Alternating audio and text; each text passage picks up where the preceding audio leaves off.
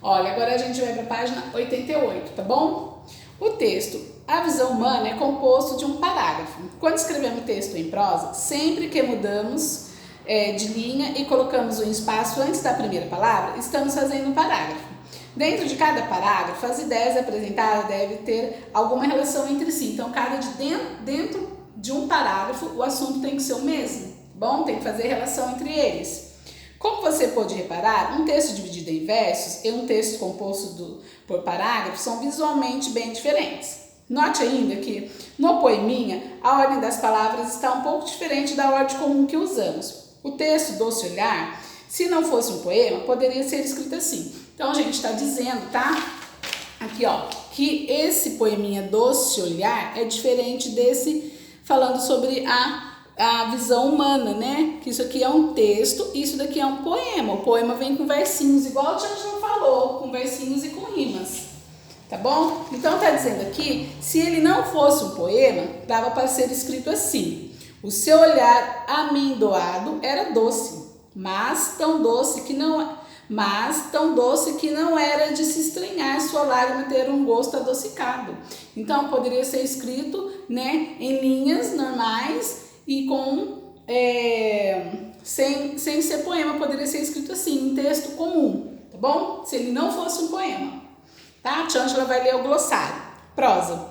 Expressão natural da linguagem escrita ou falada sem verso. Então, prosa é uma fala normal, sem versos, tá? A tia Ângela vai mostrar um modelinho aqui pra vocês.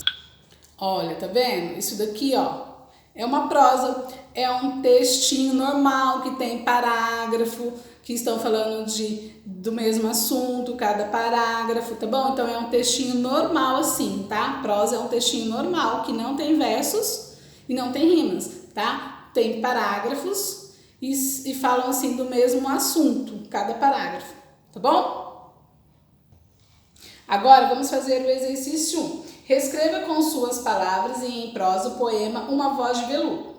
Uma voz de veludo. A menina foi fechando os olhos lentamente, embalada pelo corpo quente de uma voz aveludada. Então, esse poema vocês vão ter que escrever em prosa, que em prosa mesmo, é um textinho normal, escrito sem versos e sem rima. Vai escrever normal o textinho, igual a tia Ângela mostrou ali, um textinho normal, tá bom? 2. Releia o poema Cheiro Tem Cor e responda: quantos versos tem o poema? É A. B. Quais as palavras que rimam no poema? Tá? Agora, exercício 3. Em um texto composto por parágrafo, é comum encontrar palavras que rimam? Então, se um texto normal, né, escrito normal, igual esse que a tia Ângela mostrou para vocês ali, eles têm rimas, né? Olha lá, rimas são mais usados em poemas, rimas, né, são mais usados em poemas, tá bom?